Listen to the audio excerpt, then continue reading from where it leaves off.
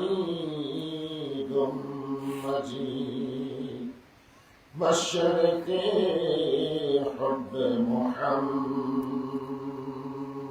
شكر صلى الله مطلع دیوالی مطلع خورشید عشق است سینه سوجانی ما بلغ العلا بکماله کشف الدجى بجماله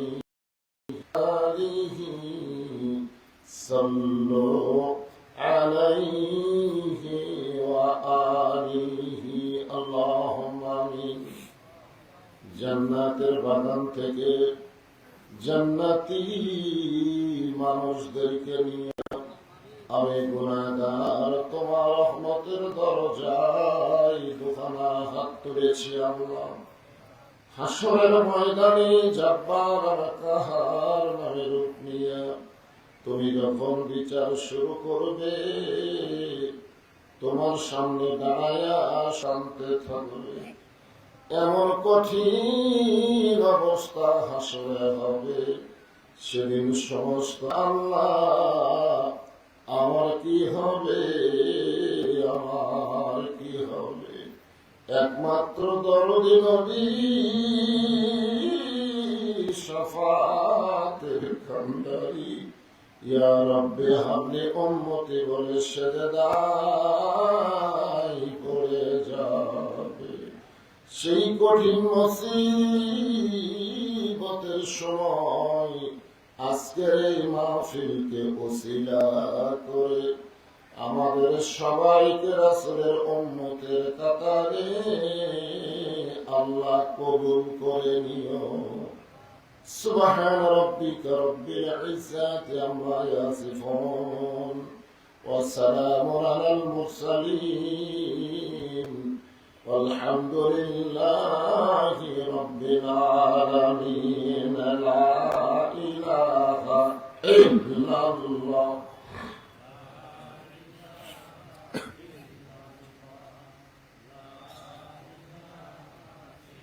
কার জিকির করতেছেন? কার জিকির? তো আল্লাহর জিকির করতে সমস্যা আছে? সর্বপ্রথম আল্লাহর পক্ষ থেকে বান্দা বান্দির জন্য যে হুকুম, আল্লাহর হুকুমই তো ইবাদত। সেই হুকুমটা হলো জিকির করা। যখন নামাজ রোজা হজ যাকাত কিছুই ছিল না, তখন একটাই মাত্র ইবাদত, তার নাম হলো জিকির। আল্লাহ রাসূলের অনেক সাহাবী নামাজ না পড়ে শুধু জিকির করার অপরাধে তাদেরকে হত্যা করা হয়েছে।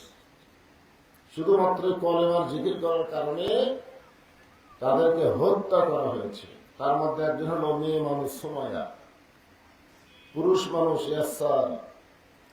এরকম বহু সাহাবী তারা কিন্তু নামাজ পড়েনি, শুধু কলেমার জিকির করেছে। আর জিকির করার অপরাধী তাদেরকে কাফেররা হত্যা করেছে।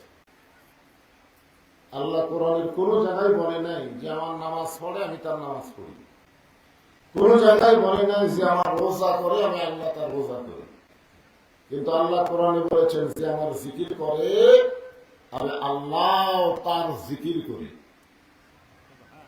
দেখছেন সুবহানাল্লাহ। আপনারা বলেন জিকির করা এটা কি কম জুরি ইবাদত না জুরি ইবাদত? কত জুরি? একটা মানুষ নামাজ পড়তে পড়তে মারা গেল, সে লোক জান্নাতি, গ্যারান্টি নেই। একটা লোক রোজা করতে করতে মারা গেল, সে জান্নাতি, গ্যারান্টি নেই। কিন্তু একটা লোক যদি জিকির করতে করতে মারা যায়, শুধুমাত্র জিকির করার কারণে আল্লাহ তার জীবনের সব গুনাহ মাফ করে দেন। আর সেই জিকির করতে আপনারা জবান খুলতেছেন না। আপনারা কি আখিরাতকে বিশ্বাস করেন? এই দুনিয়ার পরে আরেকটা জায়গা আছে, তার নাম হলো আখিরাত। বিশ্বাস করেন? যদি বিশ্বাস করে থাকেন তাহলে ফাঁকা ফাঁকা না রেখে সব জমে বসে। বিশ্বাসে মিলাই বস্তু, তর্কে বহুদূর। কেউ যদি বলে হুজুর ফাঁকা থাকলে হবে না, না হবে না। ওই ফাঁকের মধ্যে শয়তান বসবে, শয়তান। শয়তান যদি বসে পিছনে বসে অসুবিধা কি? কিন্তু আমাদের মাঝে মাঝে শয়তানকে আমরা বসতে দিব? শয়তান আমাদের বন্ধু না শত্রু? জোরেও কয় না শত্রু না বন্ধু। এরা কি বলবে সুদের কথা? আল্লাহর কথা। আল্লাহ কোরআনে বলেছেন ইন্না শাইতানা লাকুম আদুউন ফাত্তাখিযুহু আদুওয়ান। এর অর্থ হলো শয়তান তোমাদের শত্রু, তোমরাও শয়তানকে শত্রু হিসাবে ধরো। তো সেই শয়তান আমাদের মাঝে মাঝে বসুক আমরা চাই। এই জন্য পিছনে বসে থাকবেন, ফুটিয়ে থাকে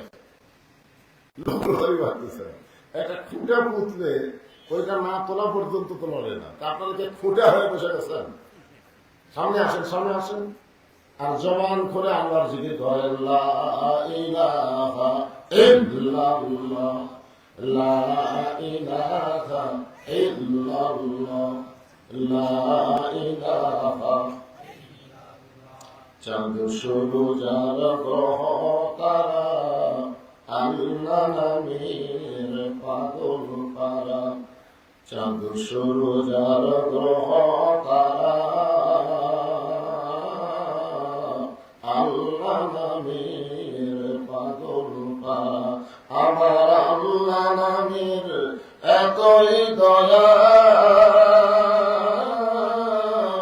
আল্লাহ নামের এতই মায়া, লুকিয়ে রাখছেন হে আল্লাহ জোরে লা ইলাহা ইল্লাল্লাহ লা ইলাহা লা ইলাহা ইল্লাল্লাহ মুহাম্মাদুর রাসূলুল্লাহ।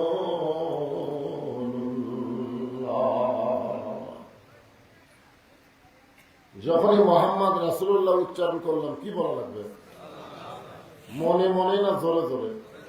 হ্যাঁ, এর আগে আর মাহফিলে বলেছি আপনি মনে মনে জিকির করলে হবে, কিন্তু মনে মনে দরুদ করলে হবে না। আপনি সারা জীবন যদি মনে মনে দরুদ পড়েন একটা দরুদও কাম দিবে না। কি জন্য দিবে না? কারণ জিকিরের মালিক হচ্ছে আল্লাহ। জিকিরের মালিককে আল্লাহ ছাড়া অন্য কারো নামে জিকির করা যাবে না। তো জিকিরের যিনি মালিক তিনি আমাদের মনের খবর জানেন। আমি মনে মনেও জিকির করলে আল্লাহ মনের খবর জানি, কিন্তু দরুদের মালিক কিন্তু আল্লাহ না। দরুদের মালিক হচ্ছে মুহাম্মাদুর রাসূলুল্লাহ। আমাদের নবী কি আমাদের মনের খবর জানে? জানে? কথা জানে না। তো আপনি মনে মনে বললেন কেমন হলো? এখানে একদল ফেরেশতা আছে, আল্লাহ পাক আজকের মাহফিলে তাদেরকে প্রেরণ করেছে। তাদের কামই হলো আপনি যখন দরুদ পড়বেন ওই দরুদ ফেরেশতারা শুনবে, শোনার পরে আপনার নামে এই দরুদ গুলো রাসূলের রওজা মোবারকে পৌঁছায় দিবে। এখন আপনার বলেন আমাদের নবী কি মদিনাতে মরে আছেন? মরে আছেন? বাংলাদেশে কতগুলো হেজাতি আছে, হেজাতি। তারা মনে করে আমরাও যা নবীতে, আমরা মরে গেছি, নবীও মরে গেছে। নবী মরে নাই, নবী জায়গা বদল করছে। কি বদল? এদের নবীর সামনে মৃত্যু শব্দ উল্লেখ করা হারাম। নবীর সামনে বলতে হবে ইন্তেকাল, বিদায় নেওয়া। আমরা গজলের মধ্যে বলি না, ইসলামের আলো জ্বালায়া দিয়া নবী শুইয়া আসেন সোনার মদিনায়। আপনি যতবার দরুদ পড়বেন ততবার ফেরেশতারা আপনার নামে নবীর কাছে দরুদ পৌঁছায় দিবেন। হাসরের ময়দানে দেখা যাবে আমাদের অনেক বান্দার নেকির চাইতে পাপ বেশি হয়ে গেছে। আমার তো মনে হয় আমার নেকির চাইতে পাপ বেশি। আপনাদের কি মনে হয়? আপনাদের কি নেকি বেশি না পাপ বেশি?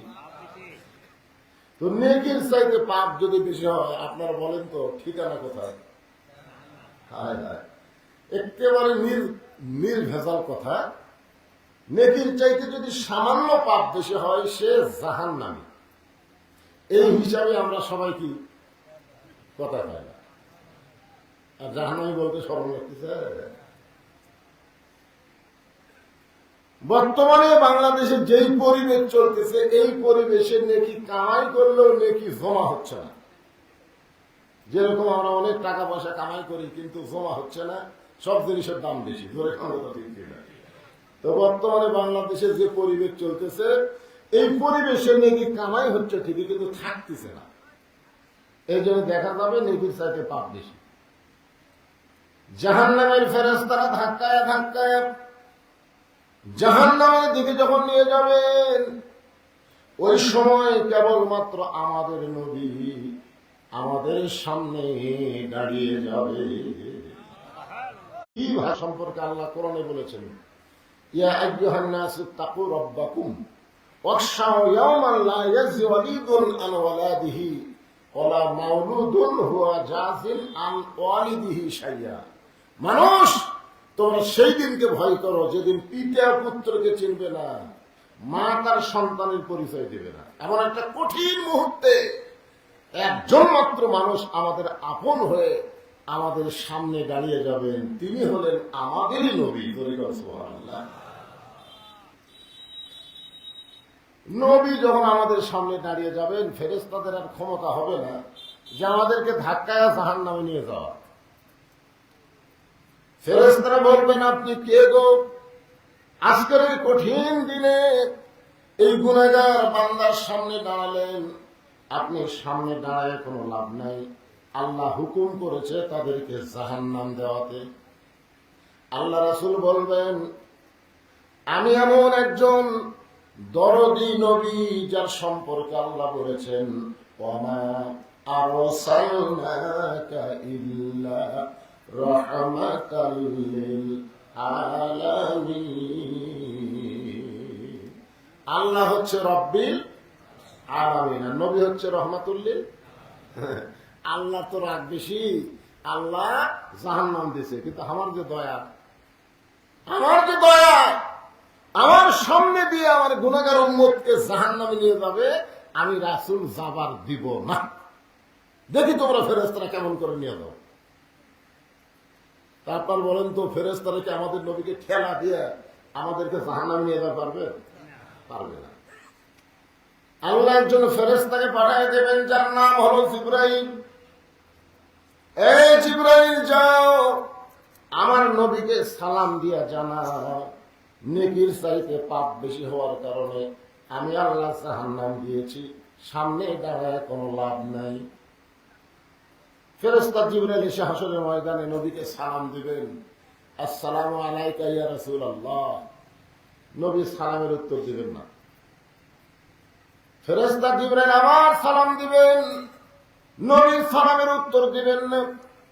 তৃতীয়বার যখন জিবরাইল সালাম দিবার যাবেন, এমন সময় নবী বলবেন, জিবরাইল খালি সালাম দিলে হবে না, সালাম দেওয়াটা শেখা লাগবে। সুবহানাল্লাহ। কাকে বলতেছেন? জিবরাইলকে আমাদের নবী বলতেছেন, শুধু সালাম দিলে হবে না, সালাম দেওয়া শেখা লাগবে। আজকে আমাদের বাংলাদেশের অনেক নেতারা পর্যন্ত সালাম ঠিক মতো দিবার পারে না।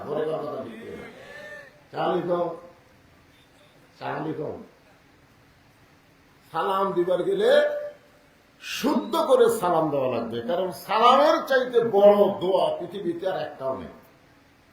আপনার যে কাউকে সালাম দেন, এটা কি দিচ্ছেন? দোয়া করতেছেন, আসসালামু আলাইকুম, আপনার উপরে আল্লাহ রহমত বর্ষণ করুন। ও তখন বলবে, ও আলাইকুম আসসালাম, আমার উপর না, আপনার উপর হোক। ফেরেশতা জিবরাইল বলবেন, ইয়া রাসূলুল্লাহ, দুনিয়ার জীবনে 24,000 বার আপনাকে সালাম দিয়েছি, আপনি কোনোদিন সালামের ভুল ধরলেন না। আজকে হাসরের ময়দানে কি ভুল করলাম? আল্লাহর নবী বলবেন, জিবরাইল, তুমি কি আরবি গ্রামার জানো? কি আরবি গ্রামার জানো? যাকে বাংলায় বলে ব্যাকরণ। সালাম 3 ভাবে দেওয়া যায়। একটা হলো আসসালামু আলাইকা, কোন এক ব্যক্তিকে লক্ষ্য করে যখন বলবেন আসসালামু আলাইকা, তোমার উপর। আসসালামু আলাইকুম, তোমাকে 2 ধরনের উপর। আর আমরা যে সালাম দিই সেটা আসসালামু আলাইকুম, তোমাদের সকলের উপর। তুমি জিবরাইল আসসালামু আলাইকা বলে কাকে সালাম দিচ্ছ? তো জিবরাইল বলে, হুজুর আপনাকে সালাম দিচ্ছি। রাসূল বলবেন, তাহলে আমার এটা বাদ গেল কেন? যাকে জাহান্নামের ফেরেশতারা ধাক্কায় ধাক্কায় জাহান্নামে নিয়ে যাচ্ছে তাকে বাদ দিলে কেন? জিবরাইল বলতেছে, ওরে সালাম দিন আপনি, অন্যের চাইতে পাপ যে বেশি, ওরে সালাম দিয়ে কোনো লাভ আছে? আল্লাহ নবী বলবেন, জিবরাইল নেকি আর পাপ ওজন করার সময় আল্লাহ আমাকে বাদ দিবার পারে, আর সালাম দেওয়ার সময় আমার উম্মতকে বাদ দিবার পারো। তোমরা হলো বাদ দেওয়া পার্টি। তোমরা কি পার্টি? বাদ দেওয়া পার্টি বলছেন।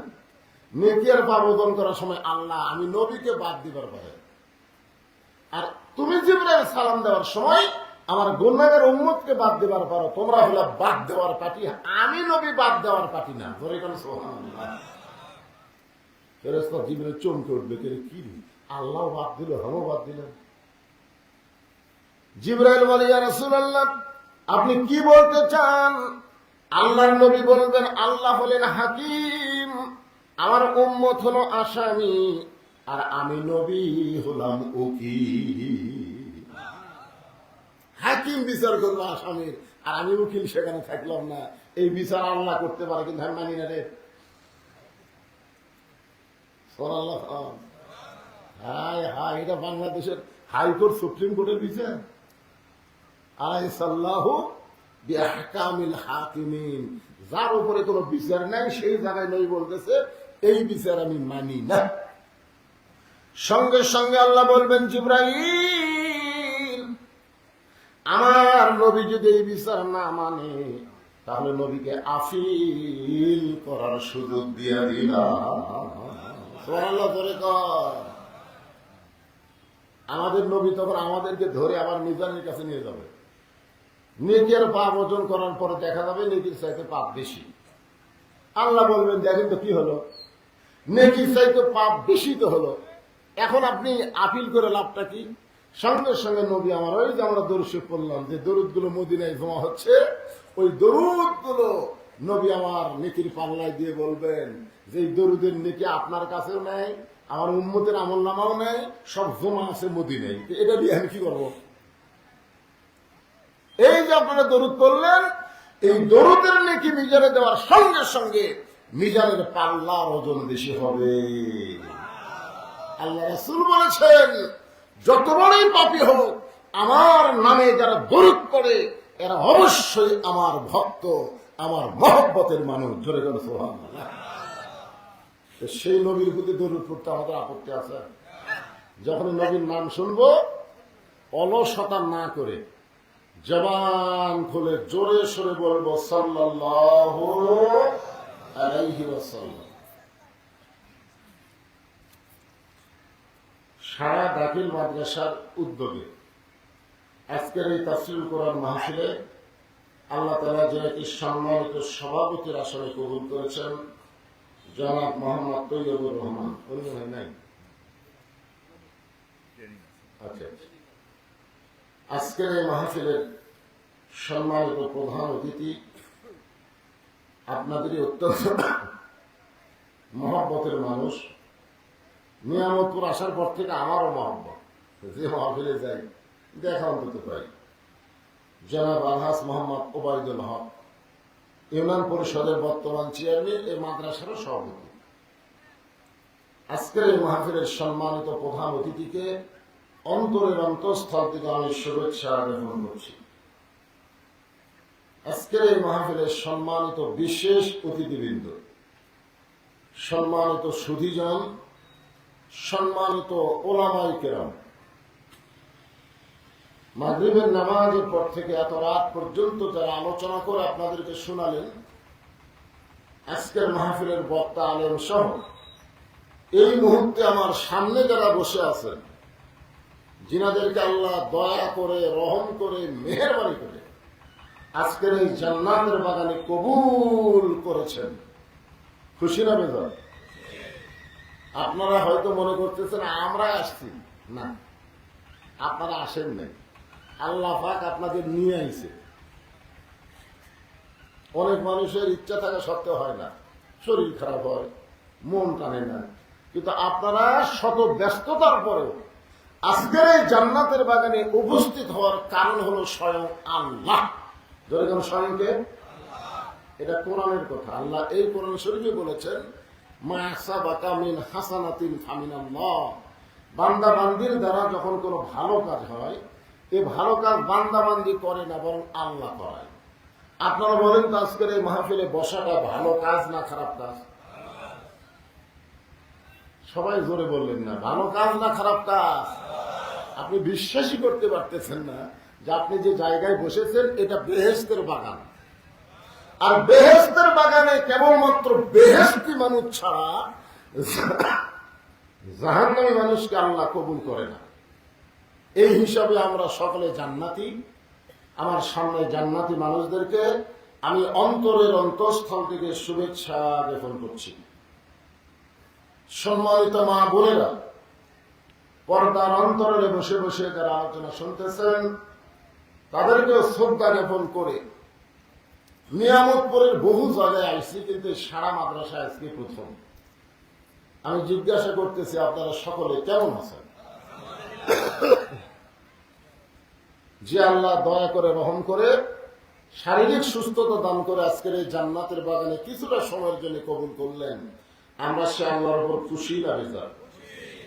তাহলে সকলে কৃপণতা না করে জবান খুলে বলবেন, রব্বানা লাকাল হামদ হামদান কাসীরান তাইয়িবান মুবারাকান ফীহি। আমরা আল্লাহর প্রশংসা করলাম যে আল্লাহ জন্মগতভাবে আমাদেরকে মুসলমানের ঘরে কবুল করছেন। কি দুনিয়াতে মানুষ পাঠানোর দায়িত্ব কার? কথা কন না কেন, সবাই জবান খোলেন তো। দুনিয়াতে মানুষ পাঠানোর দায়িত্ব কার? তো আল্লাহ যদি আপনাকে হিন্দুর ঘরে পাঠাতো, তাহলে আপনার করণীয় কি ছিল? আপনি বড় জোর মন্ত্রী হবার পারতেন, কিন্তু জান্নাতে যাওয়ার পারতেন না। বলে কথা কন না কেন? জান্নাতে যাইতে গেলে যে ধর্ম শর্ত, সে ধর্মের নাম কি? কোরআনে আছে না নাই? আল্লাহ কোরআনে বলেন, وَمَن يَبْتَغِي غَيْرَ الْإِسْلَامِ دِينًا فَلَن يُقْبَلَ مِنْهُ। যত ধর্মের মানুষ পৃথিবীতে বসবাস করুক, কোন ধর্ম আল্লাহ কবুল করবে না। আল্লাহর কাছে কবুলযোগ্য একমাত্র ধর্মের নামই হলো ইসলাম। আর এই ইসলাম আল্লাহর কাছে মনোনীত। ইন্নাদ দীনা ইনদাল্লাহিল ইসলাম। আমরা মুসলমানের ঘরে জন্ম নিয়ে কি অপরাধ করছি? না, ভালো, খুশি। একটু কষ্ট হবে, কারণ মুসলমানের ঘরে যারা জন্ম নিয়েছে আল্লাহ তাদেরকে পরীক্ষা করে, বুঝলেন? স্কুলে ভর্তি হলে সে ছাত্রের তো পরীক্ষা আছে। জয়গণ কথা ঠিক কিনা? ইমানের টিকিট নিয়ে মুসলমান যাত্রী হইয়া ইসলাম গাড়িতে যারা চড়তে পারে, ইসলাম গাড়ি চলতে চলতে চলতে চলতে তাদেরকে জান্নাত নামক বাড়িতে পৌঁছাইয়া দেয়। আমি যে একটা ধারাপথের মতন কথা বললাম, আপনারা খেয়াল করছেন? ইমানের টিকিট, টিকিটের নাম কি? ইমানের টিকিট। মুসলমান যাত্রী, ইসলাম হলো গাড়ি, জান্নাত হলো বাড়ি। পারবেন চলবেন? চড়তে গেলে কি লাগবে? দেখবেন নওগাঁ বালুডাঙ্গায় সকালবেলা কতগুলো লোক জিকির করে, জিকির করে বালুডাঙ্গা বাস স্ট্যান্ডে, ঢাকা ঢাকা ঢাকা ঢাকা ঢাকা ঢাকা ঢাকা ঢাকা, এরকম জিকির করে না? ঢাকা ঢাকা ঢাকা ঢাকা। একজন লোক দৌড়ে এসে বলতে, কেন ভাই তুই কি রাজাকার নাকি? তুই নওগাঁর মাটিতে জন্ম নিয়ে ঢাকার জিকির করিস কেন? তুই জিকির কর ঢাকা ঢাকা ঢাকা ঢাকা ঢাকা ঢাকা, এ জিকির কর নওগাঁ নওগাঁ নওগাঁ নওগাঁ। তো নওগাঁ নওগাঁ জিকির না করে ঢাকা ঢাকা জিকির করিস কেন? তখন বলতে যে, ভাই রে, আমি হলাম হানিফ গাড়ির হেল্পার। গাড়ির নাম কি? হানিফ হাও অমান আমিনাল মুশরিকিন। হানিফ গাড়ি বোঝেন না? ওই যে নড়াইল, ওইখানে ইমরান এই সরকার একবার গেছিল। ইমরান এই সরকার প্রায় 1000-2 যুবক নিয়ে একটা মিছিল করছে। রাজাকারের ফাঁসি চাই, বাংলাতে রাজাকারের জায়গা নেই, একটা মিছিল করছে, রাজাকারের ফাঁসি চাই, ফাঁসি চাই। মিছিল যখন শেষ হয়ে গেছে তখন ডিসকভার মোটর সাইকেলে চড়ে দুই ছেলে যাচ্ছে। এক মুরব্বী বলতেছে, বাবা কোথায় যাচ্ছ? কয় মিছিল করলাম, ফাঁসির মিছিল। এখন কোথায় যাচ্ছ? কয় বাড়ি যাচ্ছি। তো বলে দেখে শোনা যায়। আপনারা বলতো মুরব্বী কি খারাপ কথা বলছে? দেখে শোনা যায়। তখন দুই ছেলে বলতেছে, বুড়া আপনার চোখ খারাপ, আপনি দেখে শোনালাম। এই কথা বলে দুই ছেলে মোটর সাইকেল নিয়ে যাচ্ছে 9 চৌরাস্তা। ওরা উত্তর দিক থেকে দক্ষিণ দিকে যাচ্ছে, আর পূর্ব দিক থেকে পশ্চিম দিকে একটা গাড়ি আসতেছে, তার নাম হলো হানিফ গাড়ি। ধরে কোন কি গাড়ি? ওরা কেবল গাড়ি নিয়ে রাস্তাত গেছে, ইতিমধ্যে হানিফা আমা আমিনাল মুশরিকিন, মানে দুটাই মরেছে। পেপারের হেডলাইন হলো ফাঁসির মিছিল করবার এসে মরে গেল। আপনারা বলেন আজকের এই মাহফিলে যারা বসেছেন, আপনাদের কাছে ফাঁসির গুরুত্ব বেশি না মরণের গুরুত্ব বেশি? কথা কয় না, কথা কয় না। আরে ফাঁসির তাও তারিখ আছে, মরার কোনো তারিখ নাই। আজকে শাহিন আলম আপনাদেরকে বললো 10 জন আল্লাহর বান্দা 10,000 টাকা দান করেন, আপনারা মাথা তুললেন না। হ্যাঁ, তাহলে ঘাড় কাট করে 3 তলা দেখতেছেন, 4 তলা রড বার করা আছে। কি দুই কান্দে দুই ফেরেশতা কয়, শয়তান উপর দিকে না তাকা, নিচের দিকে তাকা রে।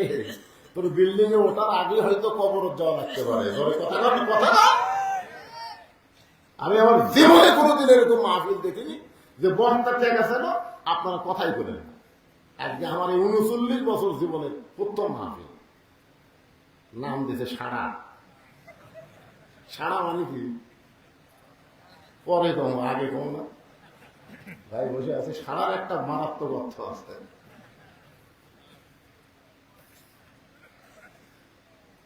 একটু মনোযোগ দিয়ে কথাগুলো শুনবেন। এই যে কোরআনের মাহফিল আমরা বসে গেছি, প্রত্যেকটি কথা আমাদের বিশ্বাস করতে হবে। ধরে কর কি করা লাগবে? তো বলতেছে, মিয়া তুই নওগাঁর মাটিতে ঢাকার জিকির করিস, জিকির কর নওগাঁ নওগাঁ নওগাঁ। বলে ভাইজান আমার জিকিরও ঠিক আছে, তোমার ধারণাও ঠিক। এইটা যে নওগাঁ এটাও ঠিক, আমি যে জিকির করতেছি এটাও ঠিক। আজকে আমরা বলি কোরআনের মাহফিলে বসেন, কোরআন আমল করেন, আল্লাহ জান্নাত দিয়ে দিবে। আপনারা কবেন হুজুর জান্নাত কি বাংলাদেশে আছে? খুব খেয়াল করবেন। তো বলে ভাইজান ওই যে হানিফ গাড়ির আমি হেল্পার রে, খালি 1000 টাকার একটা টিকিট কর, এই হানিফ গাড়ির যা শর্ট, তো হানিফ গাড়ি ঢাকা পৌঁছে দিবে। লোকটা বলতে ভাই ঢাকার নাম শুনছি রে, এতই সুন্দর ঢাকা, বাংলাদেশের রাজধানী, কিন্তু জীবনে দেখিনি ভাই। এবং কিভাবে ঢাকা যাওয়া লাগবে সে রাস্তাও আমার জানা নেই। হেল্পার বলতেছে রাস্তা তোকে জানা লাগবে, 1000 টাকা টিকিট কর, গাড়ির যে শর্ট, গাড়ি তো ঢাকা দিয়ে দেবে। লোকটা খুশি হয়ে 1000 টাকা দিয়ে একটা টিকিট কাটছে। টিকিট কাটার পরে হানিফ গাড়ির সামনে জানলার কাছে বসে গেছে। তার মনে বড় আশা, সে ঢাকায় যাবে। ইমানের টিকিট নিয়ে মুসলমান যাত্রী হয়ে কেউ যদি ইসলাম গাড়িতে চড়তে পারে, তার আর কোনো চিন্তা নাই। ইসলাম গাড়ি চলতে চলতে তাকে জান্নাতে পৌঁছায়া দিবে। এখন ওই জানলার কাছে বসে তার পাশে আর একজন লোক বসছে। গাড়ি যখন ফুল হয়ে গেছে, তখন গাড়ি কেন নওগাঁয় থাকবে? যখন নওগাঁয় থাকবে, তখন গাড়ি থাবা মারছে, খাবার ছোট গাড়ি নওগাঁ থেকে ঢাকার উদ্দেশ্যে রওনা দিচ্ছে। গাড়িটা যখন বগুড়ার দিকে যাচ্ছে, যে লোকটা প্রথম 1000 টাকার টিকিট কাটছে, ওই লোকটার একটা বদ অভ্যাস আছে। কি অভ্যাস? বদ অভ্যাস। ওই মাঝে মধ্যে জানলাতে হাত বার করে আবার ঢুকবে, হাত বার করে আবার ঢুকবে। তখন আর পাশে যে লোকটা বসে আছে, এই লোকটা চিন্তা করতেছে, কে যেভাবে হাত বার করতে ঢুকাচ্ছে, হঠাৎ যদি একটা ট্রাক বা বাসের সঙ্গে হাত দাঁড়িয়ে খায়, তাহলে হাত তো ভেঙে দেবে, ধরে ফেলে দাঁড়িয়ে যাবে। আমি যে তার কাছে ভদ্র হয়ে বসে আছি, আমার উচিত কি? আমার কি উচিত? ওর হাত ভাঙবো, এটাই আমার উচিত। আচ্ছা, ওর হাত ভাঙ্গা তখন কেমন করে চিল্লাচিল্লি করবে, তখন জনগণ বলবে তোমার কাছে এই লোকটা বসে আসলো, তুমি সতর্ক করো না কেন? জনগণ বলবে কি বলবে না? কেউ বলার আগে লোকটা বিবেকের কারণেই বলতেছে। আল্লাহ কোরআনে বলেন, ওয়ামান আহসানু কওলাম মিম্মান দাআ ইলাল্লাহ ওয়া আমিলা সালিহান ওয়া ক্বালা ইন্নানি মিনাল মুসলিমিন।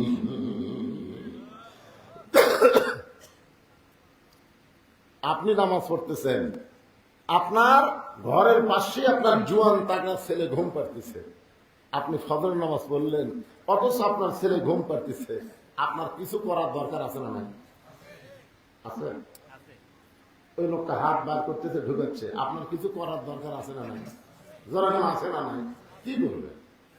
আপনি তাকে সুন্দর করে বলবেন, ভাইজান গাড়ির মধ্যে চড়ে বসেছ, কিন্তু গাড়ির নিয়ম কানুন মানা লাগবে। তুমি যে গাড়ির মধ্যে 1000 টাকার টিকিট কাইটা, ইমানের টিকিট কাইটা, তুমি যে ইসলাম গাড়ির মধ্যে বসেছো মুসলমান হইয়া, এই গাড়ির নিয়ম কানুন আছে না নাই? ইসলাম গাড়ির নিয়ম কানুন হলো আল্লাহর কোরআন আর নবীর সুন্নাহ। তুমি মুসলমান হয়ে ইসলাম গাড়িতে চড়বে, কিন্তু ইসলাম গাড়ির কোরআন হাদিস মানবা না, এমন মুসলমান আল্লাহর দরকার নাই। জোরে কোন কথা ঠিক কি না? লোকটা বলতেছে, তুমি তো গাড়ির মধ্যে বসে হাত বার করতেছ আর ঢুকাচ্ছ, তুমি কি গাড়ির নিয়ম দেখছো? তো বলে কি নিয়ম? বলে তোমার মাথার উপর লেখা আছে, দেখো,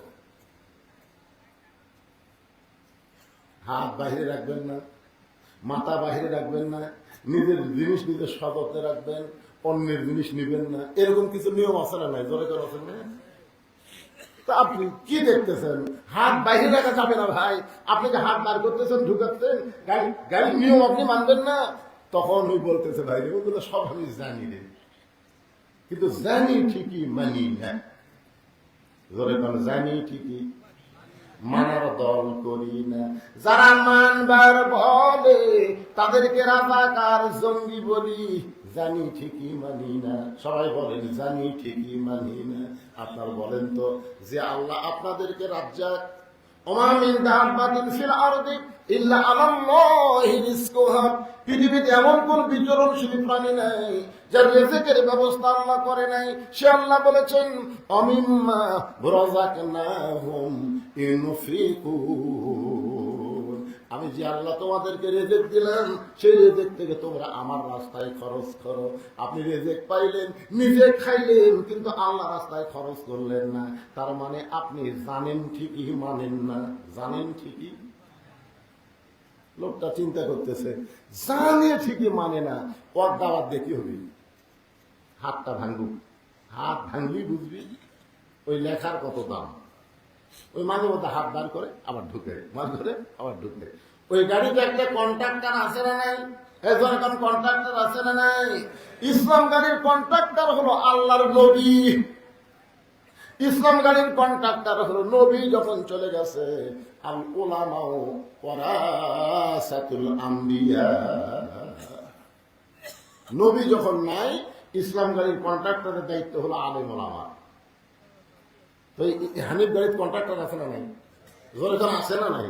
কন্ট্রাক্টর এসবে বলতে দেখে, রে ভাই তুমি সুন্দর হয়ে বসে আছো, আর তোমার পাশের লোকটা জানলাতে হাত বার করে, মাথা বার করে, আবার ঢুকায়, তুমি কি তা কিছুই বলনি? দেখেন, তাই ভালো হয়ে বসে আছে, তাকে কন্ট্রাক্টর বলতেছে। আপনি যারা নামাজ পড়তেছেন না, আপনাকে আল্লাহ ধরবে যে তুমি নামাজ পড়ো, তোমার পাশের লোক নামাজ পড়ে না, তুমি কেমন নামাজি? এই জন্য আল্লাহ বলেছেন, কু আনফুসাকুম ওয়া আহলিকুম নার, জাহান্নামের আগুন থেকে বাঁচতে গেলে একলা বাঁচা যাবে না ভাই, সবাইকে নিয়ে বাঁচা লাগবে। জোরে কোন ঠিক কিনা? কথা কোন? আজকে অনেকে মনে করতেছেন আমি নামাজি, আমি রোজাদার, আমি জান্নাতের জন্য, অত সোজা না, পাও টাইমে ধরবি। একটু মনোযোগ দিয়ে শোনেন। কন্ট্রাক্টর বলতেছে, এত সুন্দর হয়ে বসে আছো, কিন্তু তোমার পাশের লোকটা বেয়াদব, জানলা দিয়ে হাত বার করে ঢুকায়, তুমি কি তারে কিছুই বলো নাই? লোকটা বলতেছে, আমি বলেছি, কিন্তু উত্তরে সে আমাকে বলেছে, জানি ঠিকই মানি না।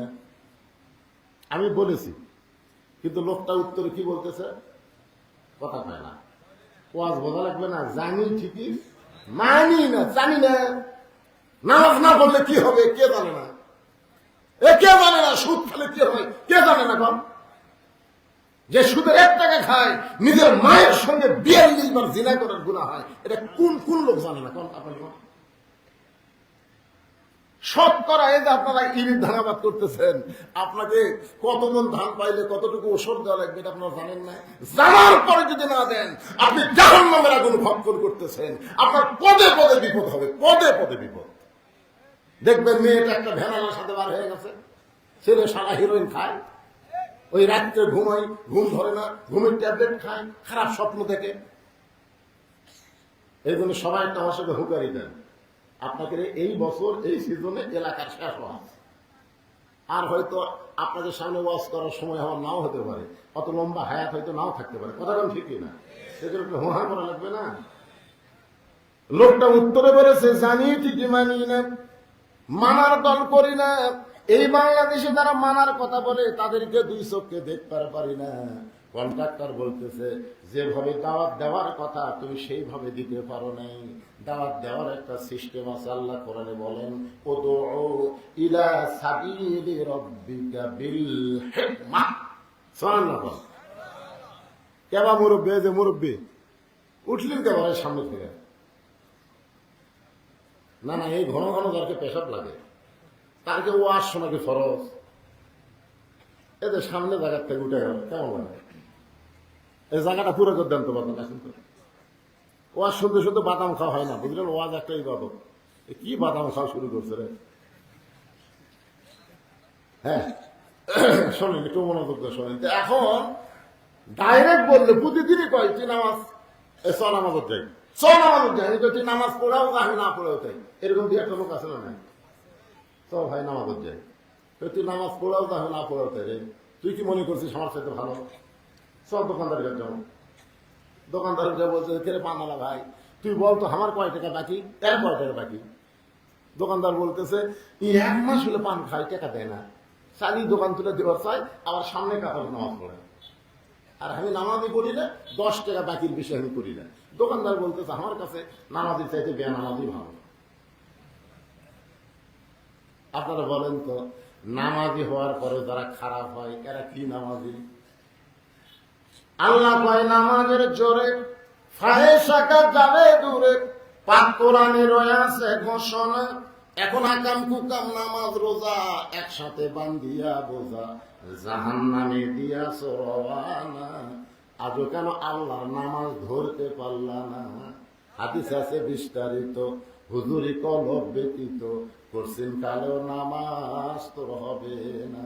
তবে কেন গাও জুয়ারি, মানুষকে দেখাও নামাজ পড়ি, ও তোমার সিদ্ধ বীজে সুফসল ফলে না। আজও কেন আল্লাহর নামাজ ধরতে পারলা না? আল্লাহ নামাজ ধরবার গেলে, চোর যেমন ধরবার গেলে একলা ধরা যায় না। আপনাকে গ্রামে একজন লোক মাঝে মধ্যে চুরি করে, ওই চোরকে আপনি একলা ধরতে পারবেন না, 10 জন মিলে চোরকে ধরা লাগবে। ধরে কোন কথা শিখছে না? যদি আপনি পড়েন চোর চোর চোর, খালি পড়তেছেন চোর চোর চোর, চোর বলতেছে তুই পড়, আমার চুরি করতে কোনো আপত্তি নেই, কিন্তু যখনই বলবেন চোর ধরা লাগবে, তখন একলা ধরা যাবে না, 10 জন মিলে ধরতে হবে। নামাজ পড়া যাবে না, নামাজ ধরবার গেলে বেটা বাপ দাদা নাতি বউ মেয়ে সকলে মিলে নামাজ ধরা লাগবে। আমরা পড়তেছি, ধরতেছি না। একটু মনোযোগ দিয়ে শোনেন।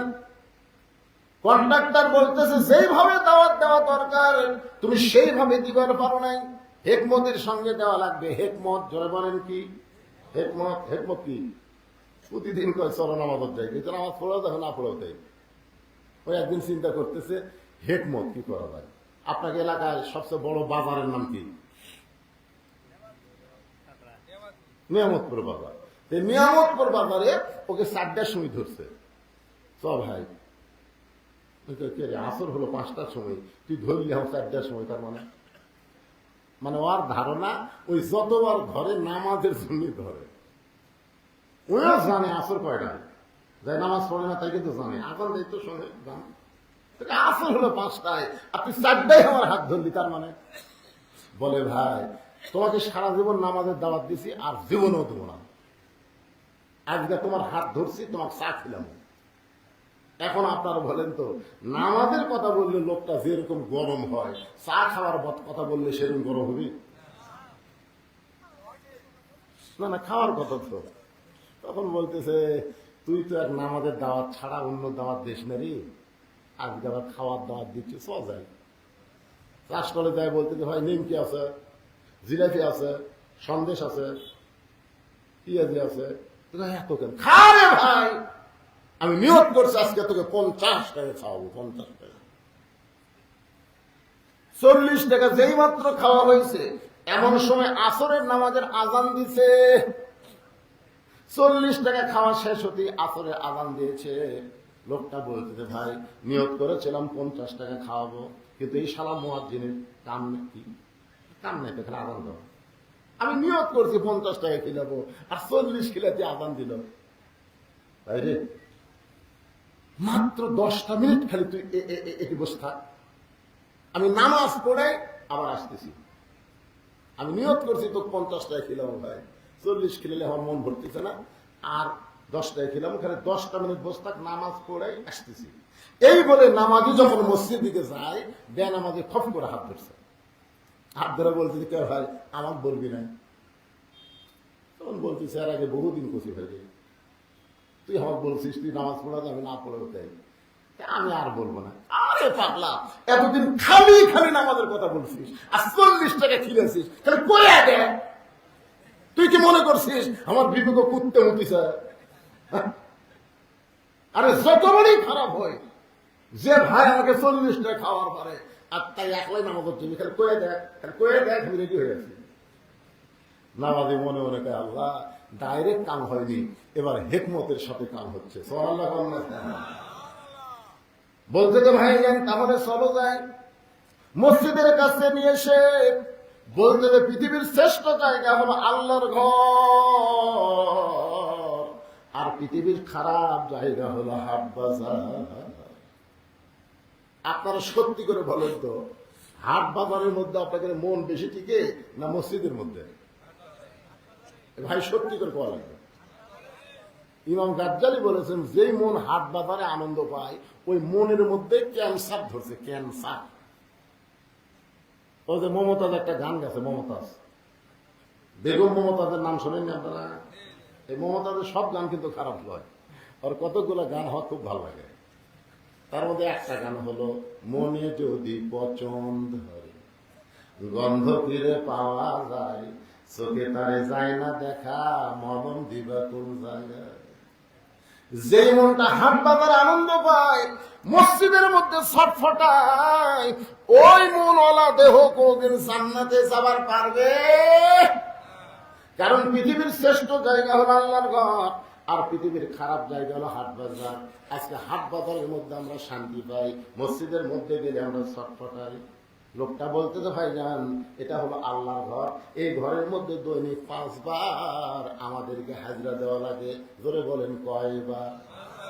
আল্লাহ রাসূল বলেছেন, যে ব্যক্তি 5 বার মসজিদে হাজরা দিবে, ওই ব্যক্তির জন্য আল্লাহ জান্নাতকে ওয়াজিব করে দিবে। হাসরের ময়দানে আল্লাহ তার হাতে জান্নাতের একটা চাবি দিয়ে দিবে, আর ঘোষণা করবেন, আসসালাতু মিফতাহুল জান্নাহ। অনেকে মনে করতে যে হুজুর আমরা ভাই 5 ওয়াক্ত পড়ি না, তাই বলে কি জুম্মা পড়ি না? আপনারা যারা 5 ওয়াক্ত পড়েন না, খালি জুম্মা মারতেছেন। এখানে অনেক ছেলেরা আছে 5 ওয়াক্ত পড়ে না, খালি জুম্মা পড়ে, আছে না নাই? ওর আবার চরিত্র কি জানেন? সবার শেষে যাবে, আবার সবার আগে বাড়াবে।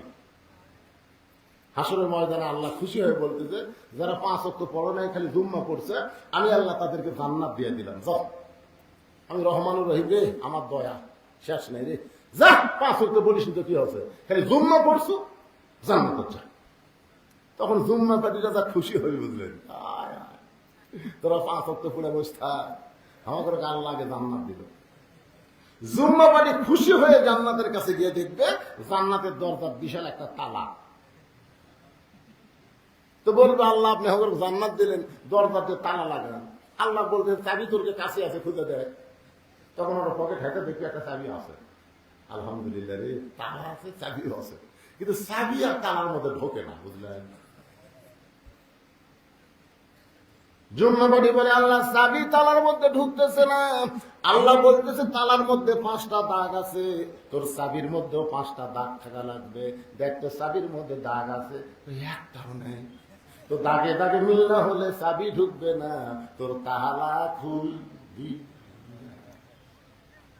আল্লাহ বলে তা জুম্মাবাড়ি বলে তাহলে আমরা কি করব? আল্লাহ বলতেছে জান্নাত দেখে ফেরত আয়, জান্নাত দেখে ফেরত আয়। যারা শুধু জুম্মা নামাজ পড়তেছেন তারা জান্নাত দেখতে পাবেন, কিন্তু ভিতরে ঢোকা যাবে। এবার বলতেছে ভাইজান, আল্লাহর ঘরে ঢুকতে গেলে, নামাজ পড়তে গেলে আপনাকে ওযু করা লাগবে। এতদিন কিন্তু ওযুর কথা কই নাই, এখানে নামাজের কথা বলতেছে। বরং তুই নামাজ পড়াও তাই, না পড়াও তাই, ওযু করার কথা টাইম আছে।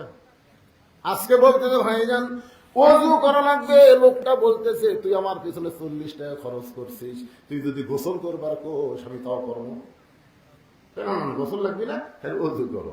ওযু করার পরে আল্লাহর ঘরের মধ্যে ঢুকতেছে। ঢোকার সময় বলতেছে ভাইজান ইচ্ছা মতো ঢুকলে হবে না, ডান পায়ে ঢোকা লাগবে। জোরে কোন পায়ে? শুধু ডান পায়ে ঢুকলে হবে না, জবান খুলে একটা দোয়া পড়া লাগবে। যারা আপনার মসজিদের মধ্যে ঢোকেন, ডান পায়ে ঢোকার সময় একটা দোয়া পড়তে হয়। এই দোয়াটাকে আপনারা জানেন? জানেন দোয়াটা কি? আল্লাহুম্মা ফতাহলি আবওয়াবা রাহমাতি। এই দোয়াটা পড়ে মসজিদের মধ্যে কোনো বান্দা যখন ঢোকে, আল্লাহ রাসূল বলেছেন যতক্ষণ মসজিদের মধ্যে থাকে ততক্ষণ আল্লাহ রহমতের কোলে সে জায়গা পায়। এখন বলেন আল্লাহ রহমতের কোলে জায়গা পাওয়ার পরে যে লোকটা বারবার মসজিদের ঘড়ি দেখে, বারবার মসজিদের ঘড়ি দেখে 5 মিনিট পরে জামাত হবে, এর মধ্যে 6 বার ঘড়ি দেখে, যে ব্যক্তি বারবার ঘড়ি দেখে বুঝবেন ও আল্লাহর ঘরের মধ্যে ঢুকলেও আল্লাহ রহমতের কোলে জায়গা পায়নি। কারণ আল্লাহ ওকে পছন্দ করে নাই। হয়তো ওর কাপড় পাক নাই, ওর শরীর পাক নাই, হয়তো ঘুষ খাওয়ার টাকা দিয়ে দোস্ত খাচ্ছে, সুদের টাকা দিয়ে মাছ কিনছে, এগুলো খাইয়া মসজিদে গেছে, যাওয়ার পরে খালি বারবার ঘড়ি দেখতেছে। শরীর পাক, নামাজের পড়বে গেলে কয়টা পাক থাকা রাখবে? শরীর পাক, কাপড় পাক, নামাজে মসজিদ যে পাক, এর ব্যাপারে কোনো সন্দেহ। কিন্তু শরীর পাক কিনা এইটা আপনারা খেয়াল করে দেখবেন। তো হয়তো মনে করবে হুজুর করে ভালো সাবান দিয়ে সেইভাবে গোসল করে 4 বালতি পানি মাথা দিলাম, তারপরে শরীর পাক হয়নি। না, আপনি যদি সুদের টাকার গোস্ত, ঘুষের টাকার মাছ খান, ওপরে যতই পানি ঢালেন ভাই, ভিতর পাক নাই। এই জন্য নামাজের পূর্ব শর্ত হলো হালাল খাদ্য। জোরে বলেন কি খাওয়া? আল্লাহুম্মা ফতাহলি আবওয়াবা রাহমাতিক বলে লোকটা মসজিদের বারান্দায় ঢুকছে, আর যে লোকটা ওরে 40 টাকা খরচ করাইছে, 40 টাকা খরচ করে খাওয়াইছে, এক দৌড়ে সামনে গেছে। ওই বারান্দা ঢুকতেই ওই কোথায় গেছে? সামনে গিয়ে আল্লাহর সাথে, আল্লাহ আল্লাহ আমার কাম হলো দাওয়াত দেওয়া, আর তোমার কাম হলো হেদায়েত দেওয়া। আমি যেভাবেই হোক ওকে দাওয়াত দিয়ে মসজিদের মধ্যে ঢুকেছি। আগে অনেকদিন এমনি এমনি করছি, কাম হয়নি। আজকে হেকমতের সাথে আর পিছনে 40 টাকা খরচ করছি, খোঁজা যেভাবেই হোক আমি কিন্তু মসজিদে ঢুকেছি। আমার কাম কি? দাওয়াত দিয়ে মসজিদে ঢুকেন, আর তোমার কাম হলো হেদায়েত দেওয়া। হেদায়েতের দায়িত্ব বান্দার না, বান্দার দায়িত্ব হলো দাওয়াত দেওয়া। জোরে কথা বল না কেন? আজকে এখানে আমি আইসি আপনাদের দাওয়াত দিচ্ছি, হেদায়েত দেওয়ার মালিককে। কথা বল না কেন? আমি যত ওয়াজ করি এখানে এমন কতগুলো লোক আছে এরা ফজরের নামাজ পড়বি না, আছে না? নাই? আগে ওটা পরে হতে। ওই যে আমার ওয়াজের মধ্যে শোনেননি, এক মুরিদ পীরের কাছে গেছে, যা বলে হুজুর আমার তো খুবই অভাব, আমাকে এমন কিছু মন্ত্র দেন যে মন্ত্র দিয়ে জিন হাজির করা যাবে, আর জিনের কাছে যা চাবো তাই দিবে। তো পীর সাহেব কিছু দোয়া দিছে, ওই চোখ বন্ধ করে দোয়া পড়তে পড়তে জিন এসে হাজির। জিন বলতো যে হুজুর আমাকে ডাকলেন কেন, কি চান? তো বলে আমার ভাঙ্গা বাড়ি চাঙ্গা করে চান। তো জিন ভাঙ্গা বাড়ি চাঙ্গা করে দিছে। এরপরে হুজুর কি বলেন? বলে আমার অনেক খাবার লাগবে, খাবার এনে দাও। তো জিন খাবার এনে দিয়ে বলে হুজুর এখন কাজ দেন, কি করব? বলে আমার অনেক টাকা পয়সা লাগবে, অনেক টাকা পয়সা এনে দিয়ে। জিন বলতে হুজুর এখন কাজ দেন, কি করব? লোকটা বলে আমার তার কোনো কাজ নাই। দিন বলে কাজ না দিলে আপনার ঘাড় ভাঙবো। আমি বেকারের জাত না, কাজ চাই। মুড়ি চিন্তা করে করে যত কাজ আছে সব কাম শেষ, এখন কাম না দিলে আমার ঘাড় ভাঙবে, তার কারণ কি? জিন বলে কাজ দেন। মুড়িদ এক দৌড়ে পীরের কাছে দৌড়। পীর বলে দৌড়াস কেন? বলে দিন খালি কাজ চাই। আমি দিন তো তাড়াবার পারি না হুজুর, খালি হাজির করছি, এখন কাজ চাই, কাজ আমার নাই, আমি কি করব? পীর সাহেব বলে দিন কোথায়? বলে ওই আসতেছে। দিন এসে বলে পীরের কাছে আসে লাভ নাই, কাজ দেন। এবার পীর সাহেব বলতেছে আমার মুড়িদের কোনো কাম নাই, কিন্তু আমার একটা কাম আছে। দিন বলে হুজুর কি কাম? বলে কুত্তার বেকা নেয় সোজা কর। কুত্তার বেকা নেয় সোজা কর। এবার জিন টানে, নেয় সোজা হয়, ছেড়ে দিবি, বেকা হয়। জিন কান্দের বলে আল্লাহ এমন একটা কাজ পাইলাম, কিয়ামত হবে কিন্তু কাজের শেষ হবে না। আজকে আমাদের বাংলাদেশে অনেক যুবক হলো কুত্তার নেজের মতন বেকা, যতক্ষণ কোরআনের মাহফিলে থাকে সোজা হয়ে থাকে, আবার মাহফিল শেষ হয়ে গেল আগেও যা পরেও তাই, এশার নামাজও পড়েনি, ফজরের নামাজও পড়বে না, এরকম আছে না নাই? যেরকম আছে। একটু মনোযোগ দিয়ে শুনবেন বাজান। হতে পারে আজকের ওয়াজ আপনাদের জীবনের শেষ ওয়াজ। আমরা কেউ হায়াতের খবর জানি না, কিন্তু যেদিন ডাক পড়িবে, সবাই বলেন, কিন্তু যেদিন ডাক পড়িবে কবর মাঝে যাইতে, জোগাড় কিছু করছো বন্ধু তার মাঝে বিছাইতে। আল্লাহর বান্দারা, লোকটা সামনে গিয়ে আল্লাহকে বলতেছে আল্লাহ আমার কাম হলো দাওয়াত দেওয়া, তোমার কাম হলো হেদাত দেওয়া। আমি যেভাবেই হোক দাওয়াত দিয়া পৃথিবীর শ্রেষ্ঠ জায়গা মসজিদে ওরা হাজির করছি, এখন তুমি কি করবা? তোমার দায়িত্ব।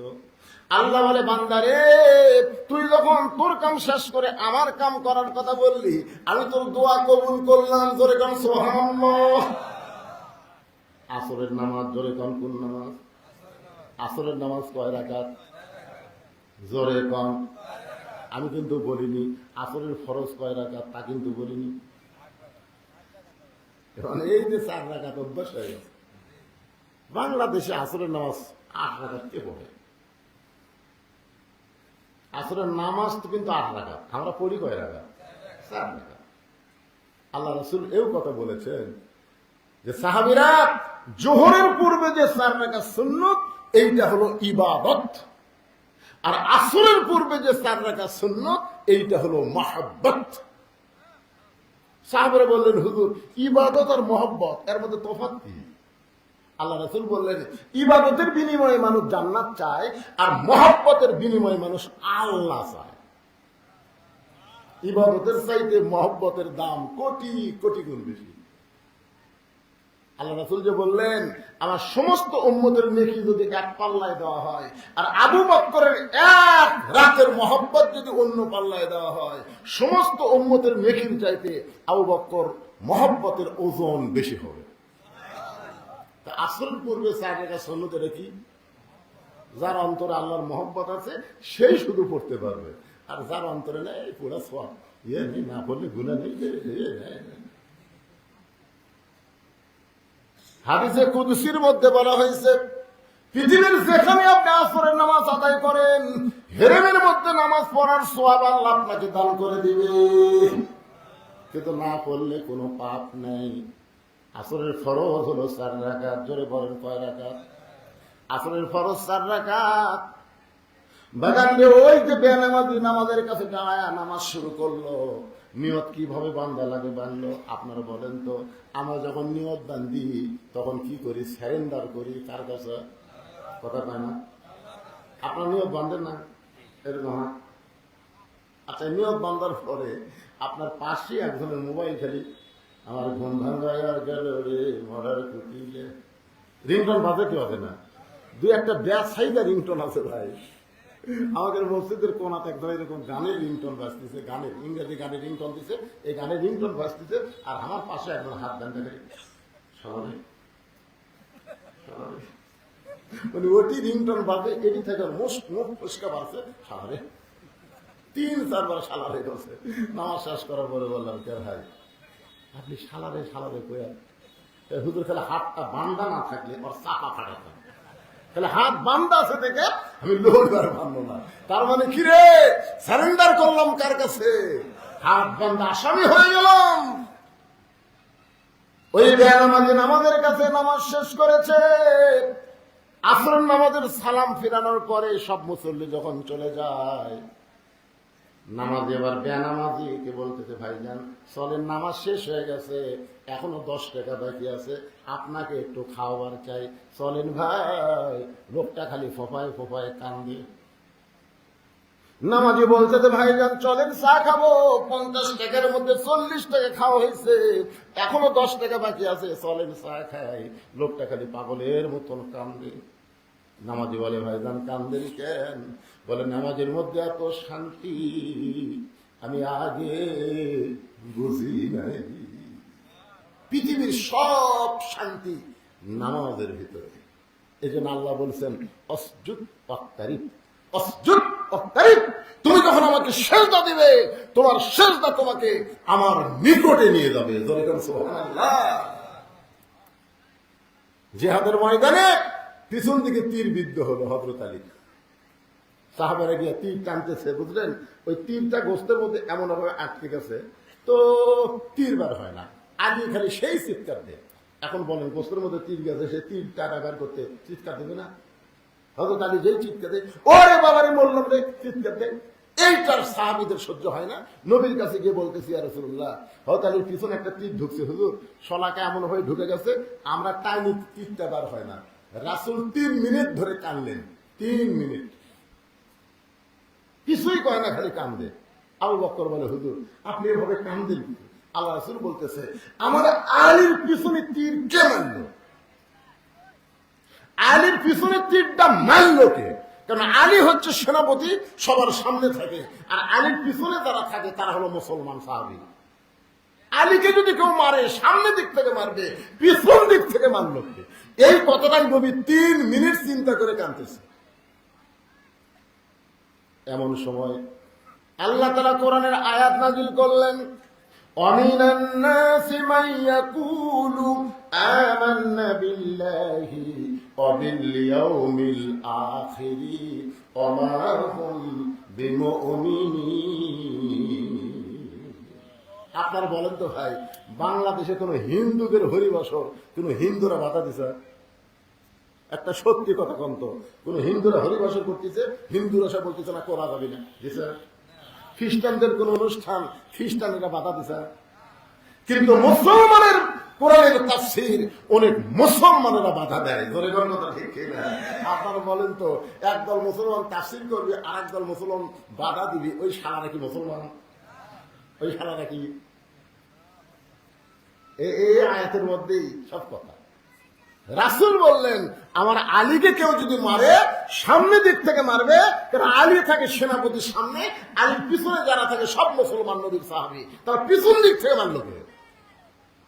এমন সময় আল্লাহ কোরআনে আয়াত নাযিল করে বললেন, নবী গো, কিছুদিন হলে কাফেররা একটা মিটিং করে চিন্তা করতেছে, যেই জিহাদের ময়দানে আলী থাকে সেই জিহাদে মুসলমানের বিজয় হয়।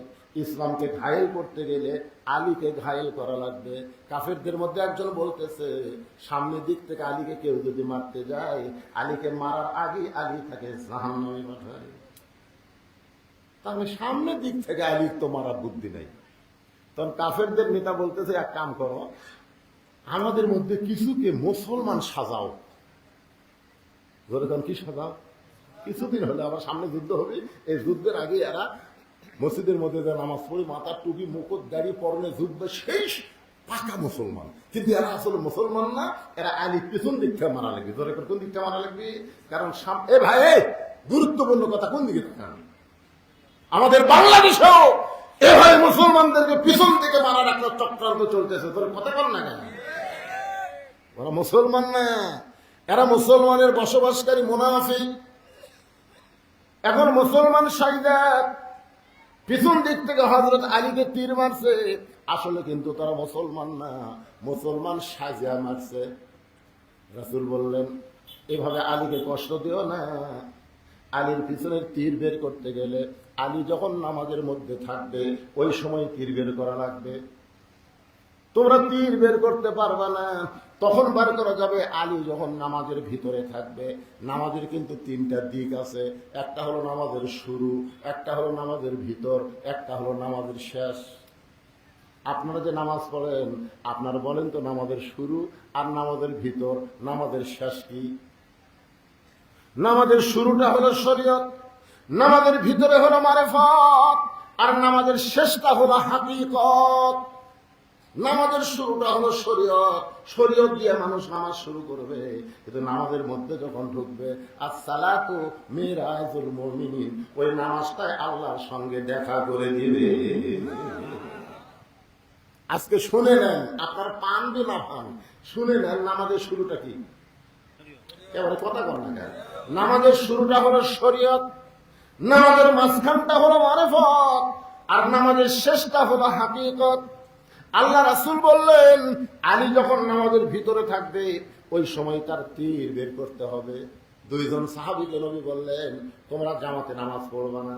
একটা হলো জাবের আর একটা হলো হুযায়ফা। এই দুইজনকে বলল, তোমরা আজকে জামাতে নামাজ পড়বা না, তোমরা আলীর তীর বের করার জন্য তোমরা চেষ্টা করবে, পরে তোমরা নামাজ পড়বে, কিন্তু আলীর পিছনে তীর বের করতে গেলে তোমাদেরকে জামাত পড়া যাবে না।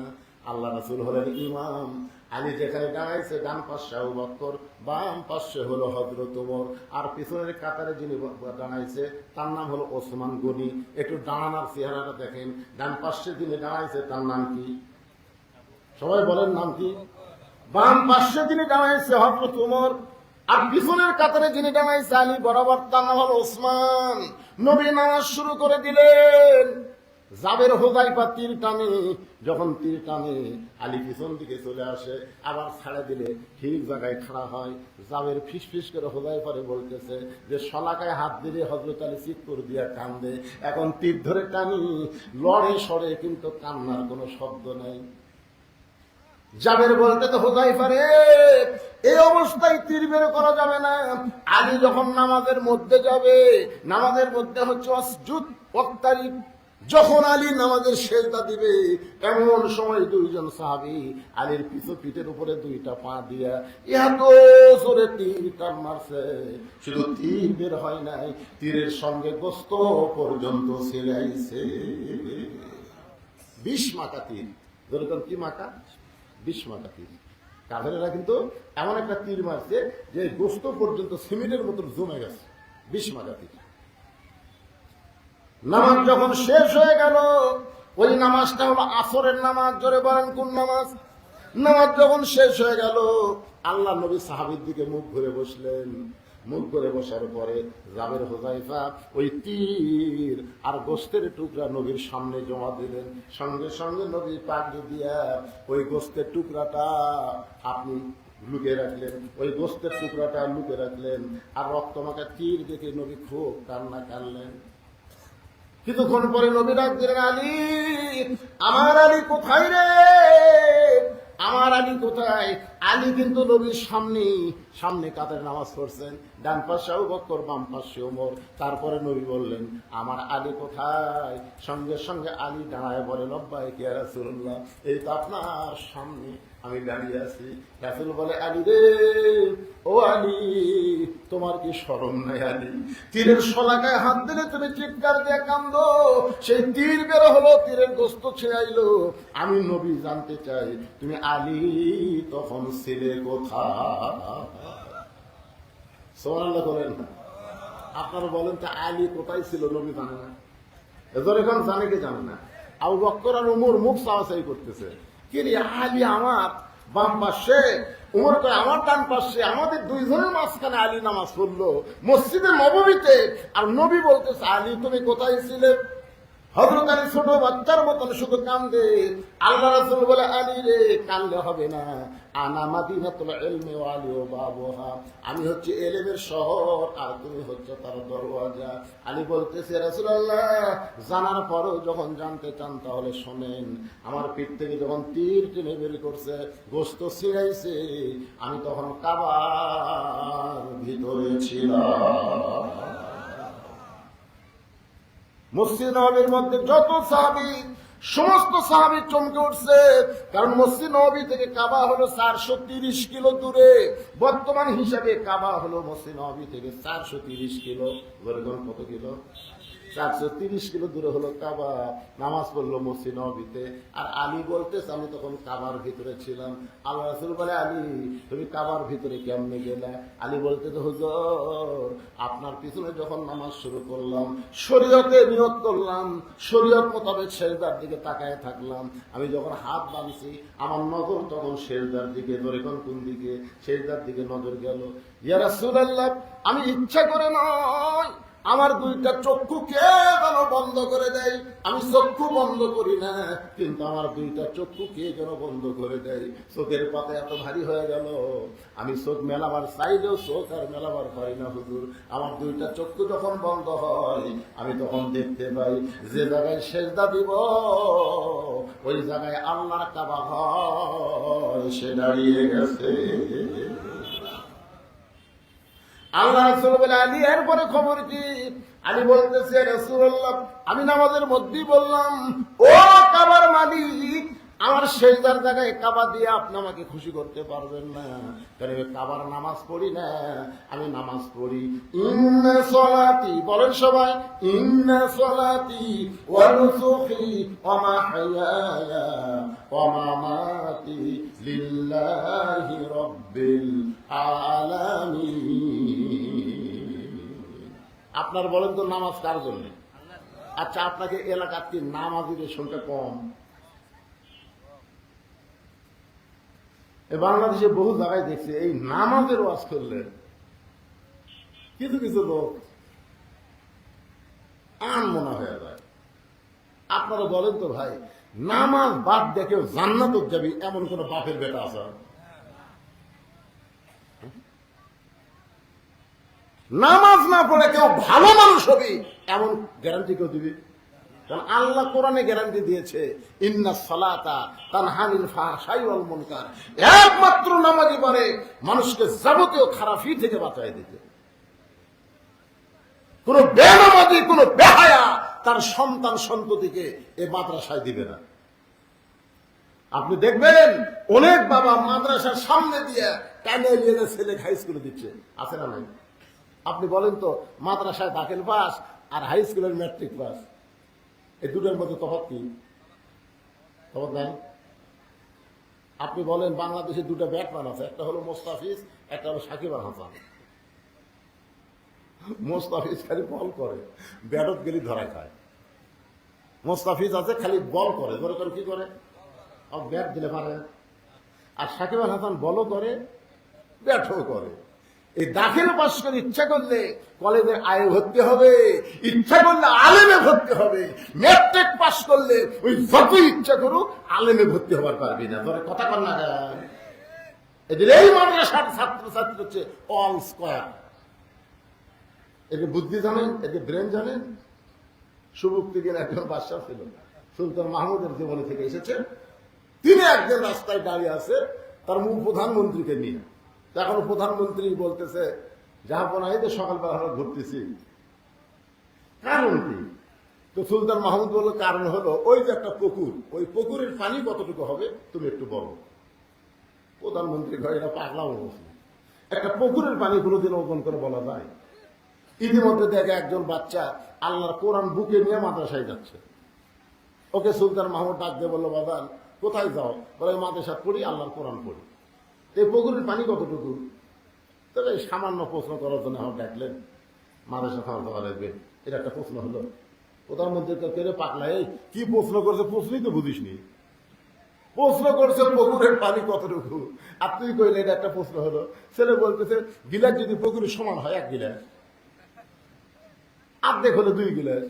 এখন আপনারা কয় গিলাস গিলাস বানান, তারপর আমার ডাকেন।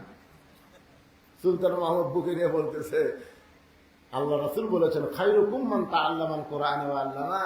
ওই ব্যক্তি হলো পৃথিবীর সবচাইতে দামি জ্ঞানী সম্মানী, যে আল্লাহর কোরআন পড়ে অপরকে কোরআনের শিক্ষা দেয়। এই মাদ্রাসায় আল্লাহর কোরআনের শিক্ষা হয়। জোরে বল কথা, ঠিক না? এখন আমার খালি কোরআন নাই,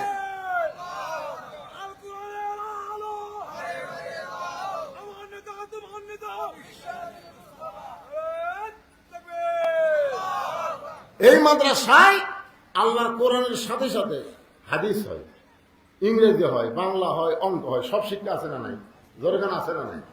এই মাদ্রাসা আপনি বলেন, আমি তো আমার ওয়াজের এত বছরে একটা মাদ্রাসা 95 সালে এমপি হচ্ছে, কিন্তু মাদ্রাসার গুলো বিল্ডিং নেই।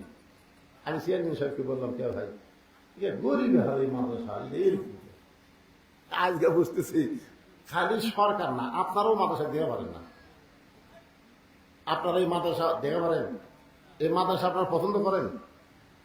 এই মাদ্রাসাকে আপনারা মহব্বত করেন? এই কারা কারা করেন? আল্লাহকে একটা হাত দেখেন তো, দেখি দেখে হাত তোলেন। যারা মাদ্রাসা মহব্বত করেন হাত তোলেন। হাত নামান। বাপ মা মারা গেছে, বাপ মা রুহের মাগফিরাতে এই মাদ্রাসার জন্য একটা করে কোরআন শরীফ দান করা লাগবে। একটা করে কোরআন শরীফ মাত্র 500 টাকা দাম। যাদের বাপ মা মারা গেছে আমি দোয়া করে দেবো, আল্লাহ তোমার এই নবীর এতিম মাদ্রাসায় দান করার কারণে বাপ মার কবরকে জান্নাত বানায় দাও। কেউ যদি মনে করে হুজুর আমি একটা কোরআন দেবো না, 10টা দেবো, 5000 টাকা, একটা দিলে 500 টাকা। আপনাদের কাছে একটু রুমাল যাবে, ব্যাগ যাবে। এই তো আমার আগে শাহিন আলম চাইলো, আপনার কি বারে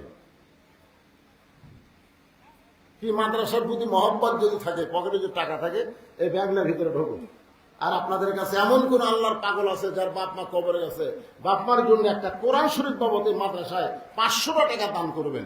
আমি দোয়া করে দিব, আল্লাহ এই মাদ্রাসায় একটা কোরআন দানের কারণে বাপ মার কবরকে আল্লাহ যেন জান্নাত বানায় দেয়। ধরেন আমিন। টাকা পয়সা হাতের ময়লা ভাই, আজ আছে কাল নাই। যেটা দিবেন ওইটা আখিরাতের প্রতি বিশ্বাস করে আপনার জান্নাতের ব্যাংকে অ্যাকাউন্ট হয়ে যাবে। এই ব্যাগলার নাম স্যার দেন, সবাই দেন, যাই যা পারবেন দেন। আর এখানে কয়েকটা মানুষ চাইছে একটু 500 টাকা লোক দিবেন, একটা কোরআন শরীফ দান করবেন। আল্লাহর কোন পাগল আছেন যে বাপ মা কবরে গেছে, হুজুর আমি বাপ মার জন্য একটা কোরআন শরীফ বাবদ 500 টাকা দান করলাম, দোয়া করে দিব আল্লাহর কাছে। এটা কি মাশাআল্লাহ লিল্লাহ। মুরব্বীরা পারে নাই, ছোট্ট একটা মানুষ মায়ের জন্য দোয়া চাইয়া এই যে 500 টাকা দান করেছে। আল্লাহ মায়ের কবরকে জান্নাতের টুকরা বানায় দেন। এর পিছন দিকটা হাতে কারা রে, হাতে কারে আদায় শুরু হলে তারা উঠে যাবে। আল্লাহ এদের প্যারালাইসিস দিও, আল্লাহ হাঁটা বন্ধ হয়ে যাবে। আল্লাহ পারে না, ভালো মানুষ শুয়েছে, সকাল উঠার পাওয়া পারতেছে না। আপনি দিবেন না, বসে থাকেন। আপনি কি 10 টাকাও দিতে পারবেন না, ব্যাগ লাগাচ্ছে, উঠে দৌড় দেন। দৌড়ানো বন্ধ হবে, দৌড়ানো বন্ধ হবে, হাঁটাও বন্ধ হবে। ঠিক কিনা বলেন? আল্লাহ তোমার একজন বান্দা 500 টাকা দান করেছে কোরআন বাবা, আল্লাহ দানকে কবুল করেন।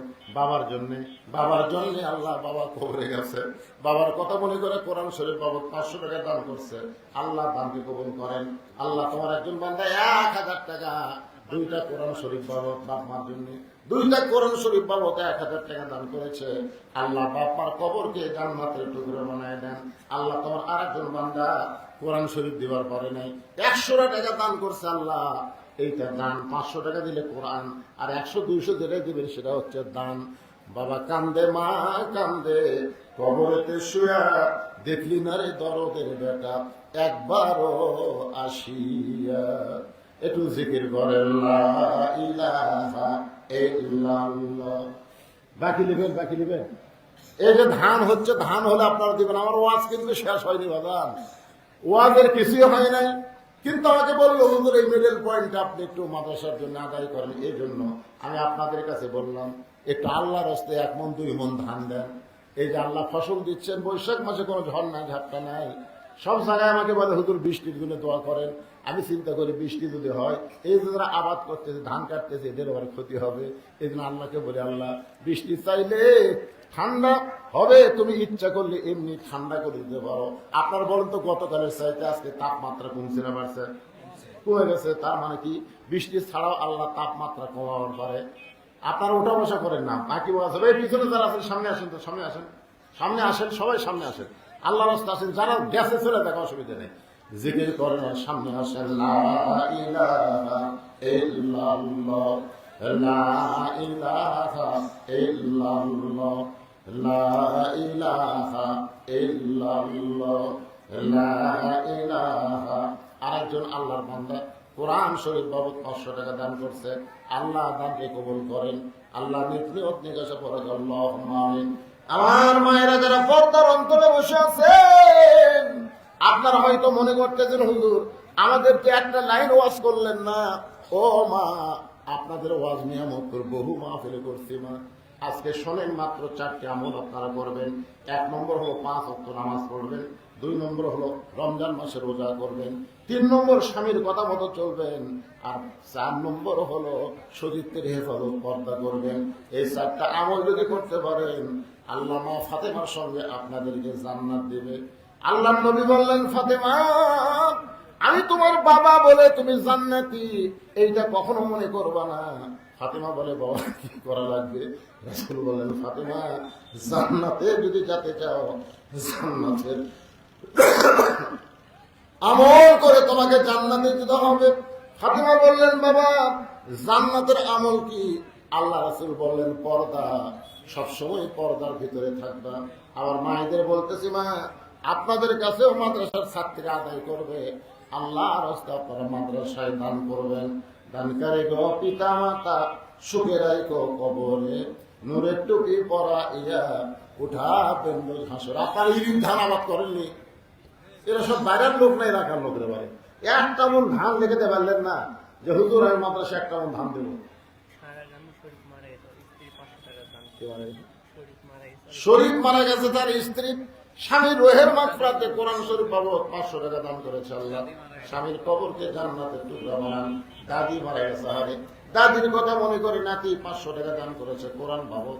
আল্লাহ দাদির কবরকে জান্নাতের টুকরা বানায় দেন। দিয়া আল্লাহ বোঝে মন কাইরানিতে কতক্ষণ। এবার বলতেছে, ভাইজান হেকমতের সাথে পড়া লাগবে। তুমি হেকমতের সাথে বলো নাই বলে জানলা দিয়ে হাত বাদ করতেছে আর ঢুকাইতেছে। মনে আছে না, ভুলে গেছেন? এবার কন্ট্রাক্টর সাহেব সুন্দর করে বলতেছে, ভাইজান গাড়ির নিয়ম কানুন কি আপনি জানেন না? আপনার পাশের মানুষটা সুন্দর হয়ে বসে আছে আর আপনি হাত বার করেন আর ঢুকেন। ভাই একটা বাস বা ট্রাক যদি আপনার হাতের সঙ্গে লাগে তাহলে আপনার হাতটা ভাঙ্গে যাবে। কন্ট্রাক্টর এত সুন্দর করে যখন বলতেছে, ওই গাড়িটা চলতে চলতে সিরাজগঞ্জ পর্যন্ত গেছে। এমন সময় ওই লোকটা বলতেছে, আমার হাত আমি রাখবো, যেখানে খুশি সেখানে রাখবো। কি বলতেছে? এই মনে কথাটা খেয়াল করছেন? আমার হাত আমি রাখবো যেখানে খুশি। আমাদের বাংলাদেশে একটা স্লোগান আছে, আমার ভোট আমি দিব, যাকে খুশি তাকে দিব।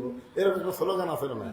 আপনি যদি মুসলমানের বাচ্চা হন তাহলে আপনার ভোট আপনি যাকে খুশি তাকে দিবার পারবেন না। মুসলমানের বাচ্চা হলে বুঝতে হবে ভোট একটা আমানত। ধরে গান ভোট একটা কি? ধরে গান ভোট একটা কি? আল্লাহ কোরআনে বলেন, ইন্নাল্লাহা ইয়ামুরুকুম আন তুআদ্দুল আমানাতি ইলা আহলিহা ওয়া ইযা হাকামতুম বাইনান নাস আন তাহকুমু বিল আদল। আপনাদের সামনে উপজেলা ইলেকশন আছে না নাই? এদের এখন আছে না নাই? এখন যদি বলেন আমার ভোট আমি দিব, যাকে খুশি তাকে দিব, তাহলে আপনি স্বৈরাচার হয়ে গেলেন। আল্লাহ বলতেছে, যাকে খুশি তাকে ভোট দিবার পারবা না। যে কয়জন ডান আছে এর মধ্যে যিনি ভালো, দেখবেন যার মাথার টুপি আছে, যার মুকুট দাড়ি আছে, যে 5 ওয়াক্ত নামাজ পড়ে। আপনার বলতেছেন যে কয়টা ডান আছে একটারও দাড়ি নেই, যে কয়টা ডান আছে নামাজে ঠিক মতো পড়ে না। তাহলে কি করবো? এই চেয়ারম্যান সাহেবকে ভোট দেননি, কোন দিচ্ছেন কি দেননি? এই চেয়ারম্যান সাহেবকে যারা ভোট দিচ্ছেন, চেয়ারম্যান সাহেব যদি ভালো কাজ করে, জনগণের সম্পদ মারা যদি না খায়, জনগণের মধ্যে যদি বন্টন করে দেয়, যারা ভোট দিচ্ছেন চেয়ারম্যান খালি একলাই নেককার হচ্ছে না, যারা ভোট দিচ্ছে তাদের আমল নামায় আল্লাহ নেকি দান করতেছে। আবার অনেক লোক ভোট দেওয়ার পরে বুঝলেন হাসরের ময়দানে যাবি, আল্লাহ কয় তোর 20 বস্তা সিমেন্ট চুরি করা, তোর আমল নামার মধ্যে 10 টন রড। তখন কবি আল্লাহ আমি জীবনে মেম্বার চেয়ারম্যান হইনি, আমি সিমেন্ট কেমনি চুরি করলো, রড কেমনি চুরি করলো? আল্লাহ কয় তুই যে চোর ভোট দিছু, ওই চোর যত চুরি করছে তোর ভোটের কারণে আর তোর আমল নামায় চোরের একটা অংশ চলে আসছে। এই জন্যে আমার হাত আমি রাখবো, যেখানে খুশি সেখানে রাখবো বলা যাবে? কন্ট্রাক্টর বলতে যে ভাইজান ইসলাম গাড়ির নিয়ম হলো পুরাপুরি ভাবে গাড়ির নিয়ম মানে গাড়ির মধ্যে থাকতে হবে। আর তুমি হাত বার করতেছ, ঢুকাইতেছ, আস্তে আস্তে গাড়ি যখন যমুনা ব্রিজের কাছে গেছে, এমন সময় কন্ট্রাক্টর বলতেছে, ওস্তাদ আপনার বলেন তো হানিফ গাড়ির একটা ওস্তাদ আছে না নাই? আছে না নাই? ওস্তাদ গাড়ি ব্রেক হবে। ওস্তাদ বলতেছে নগা থেকে ছাড়ছে গাড়ি, ঢাকায় গিয়ে থামবে গাড়ি, মাঝখানে তো ব্রেক নাই। কন্ট্রাক্টর বলতেছে পিছন দিকে তাকা দেখেনি, এমনি ব্রেক। গাড়ি ব্রেক করে পিছন দিকে তাকা দেখে, হাত বার করে হাত ঢুকে, হাত বার করে হাত ঢুকে। গাড়ির ড্রাইভার বলতেছে কে রে ভাই, তুমি আর কাছে সুন্দর হয়ে বসে আছো, আর ওই আর সুন্দর, তুমি কিছুই বলনি। আমি বলেছি, ও বলে জানি ঠিকই মানি না। গাড়ি ড্রাইভার বলতেছে কন্ট্রাক্টর তুমি নওগাঁ থেকে ঢাকা নিরাপদে গাড়ি নিয়ে যাবো, সেই কন্ট্রাক্ট নিছে, আর তোমার গাড়িতে এরকম বেসাইল যাত্রী, তুমি কিছুই বলনি। বলে আমি বলেছি তো, আমার হাত আমি রাখবো, সেখানে গেছি সেখানে রাখবো। এবার গাড়ির ওস্তাদ বলতেছে তাহলে শোনো, তোমরা সমস্ত যাত্রী মিলে ওর ঘাড় ধরো, ওর পাশায় একটা লাথি মারো, যমুনা নদীর মধ্যে ফেলে দাও। ইমানের টিকিট নিয়ে মুসলমান যাত্রী হয়ে ইসলাম গাড়িতে চড়বে, ইসলাম গাড়ির নিয়ম কানুন মানবে না, এমন ভণ্ড মুসলমানকে নিয়ে ইসলাম গাড়ি জান্নাতে যাবে না, পাশায় লাথি দিয়ে জাহান্নামের মধ্যে ফেলে দিবে। তোর এই গল্পটা ঠিক কিনা? কথা বলেন ঠিক? ভাইয়া যে আয়াতে কারিমা তেলাওয়াত করেছে এখন শুনেন, ইয়া আইয়ুহাল্লাযীনা আমানু হাল আদুল্লুকুম আলা তিজারাতিন তুনজিকুম মিন আযাবিন আলীম তুমিনুনা বিল্লাহি ওয়া রাসূলিহি। একটু খেয়াল করবেন, আল্লাহ বলতেছে আমি কি তোমাদেরকে এমন একটা ব্যবসার কথা বলবো না, যে ব্যবসা করলে জাহান্নামের আগুন থেকে আল্লাহ তোমাদেরকে বাঁচায়া দিবে। ব্যবসা, সেই ব্যবসাটা কি? আল্লাহ রাসূলের প্রতি ঈমান গ্রহণ করা। আল্লাহ রাসূলের প্রতি ঈমান গ্রহণ করা মানে আল্লাহর প্রতি নিজকে সুপর্দ করে দেওয়া। আপনারা বলেন তো, আপনার বাড়ি ঘর সহায় সম্পত্তি ঈমানের দৃষ্টিতে বলেন, এগুলো সবকিছুর মালিককে। আর আল্লাহর নবীর মাদ্রাসায় চাওয়া হলো, আপনাকে মন কি বলল? দেশ না, দেশ না, কি করবেন? সব কিছু থুয়ে যাবেন, কিছুই নিয়ে যাবে না। কিন্তু যেদিন ডাক পড়িবে কবর মাঝে যাইতে, জোগাড় কিছু করছো বন্ধু তার মাঝে বিচাইতে। আল্লাহ পাক আমাদের সকলকে কবুল করুক। কঠিন গরমের মধ্যে ভাঙা ভাঙা মাহফিলে যা কিছু বললাম, বক্তা এবং শ্রোতা আল্লাহ আমল করার তৌফিক দেখ, সকলে বলে আল্লাহুম্মা আমিন। ভাইজান, আমি এইবারে কুরবানি ঈদের পরে ওমরা করার নিয়ত করেছি। এই যে ট্রাভেলস, কি মেহেদি ট্রাভেলস, ইব্রাহিম সাহেব যাবে, তার সাথে আরো অনেকে যাবে। যদি আপনারা কেউ মনে করেন যে হুজুর আলেম ওলামার সাথে থেকে আমরা সুন্দরভাবে ওমরা পালন করি, তো হজ পালন করা খুব কঠিন, বহু টাকা দরকার। তো কুরবানি ঈদের পরে ভিড়ও কম হবে, আপনারা মক্কা মদিনার সব সিনারিগুলো দেখে নিজের ইমানকে মুক্ত করতে পারবেন। আসলে মক্কা মদিনায় এমন কিছু জায়গা আছে, জায়গা দাঁড়ালেই ইমান বেড়া যায়। আপনি তো গেছেন, খারাপ হবে। বাংলাদেশে তো কিছু নেই ভাই, এটা ভেজাল দেশ। যেরকম কি দেশ, ভেজাল ভেজাল। আমি তার এক দোকানে যা বলছিলাম, ভাই জয়তুনের আসল তেল দেন মদিনায়। যেই বছর আসল তেল দেন, দোকানের মালিক বলতেছে মামনু খুলল, কর্মচারী এসে মারল ধাক্কা, এক ধাক্কায় দোকান থেকে বের হলাম। আমি বললাম কে রে, আমার দোষ কি? একজন বাংলাদেশি বললাম ভাই তাহলে আসল জয়তুনের তেল চাষি আর মামনু খুলল হারাম করে আমার ধাক্কা দিয়ে বের করে দিল, কারণ কি? বলে হুজুর কারণ হলো আপনি ভেজাল দেশের লোক। কারণ আপনি যখন আসল চাষেন তখন দোকানদার মনে করছে এটা ভেজাল দেশের লোক, কারণ ভেজাল দেশের লোক না তো আসল চাবি না। আমি তখন বললাম মৌলানা রে, তোর এমন একটা দেশের জন্ম হচ্ছে, সেই দেশটাই হলো ভেজাল দেশ। ধরেন কি দেশ? যেটি আল্লাহর আইন চলে না, কোরআন চলে না, মানুষের তৈরি আইন চলে, এইটা কোনোদিন আসল দেশ হতে পারে না, এটা হলো ভেজাল দেশ। ধরে কথা ঠিক কিনা? এই জন্যে মক্কায় গিয়ে সর্বপ্রথম যে শব্দ উচ্চারণ করা লাগে, লব্বাইক আল্লাহুম্মা লব্বাইক লব্বাইক লা শারিকা লাকা লব্বাইক ইন্নাল হামদা ওয়ান নি'মাতা লাকা ওয়াল মুলক।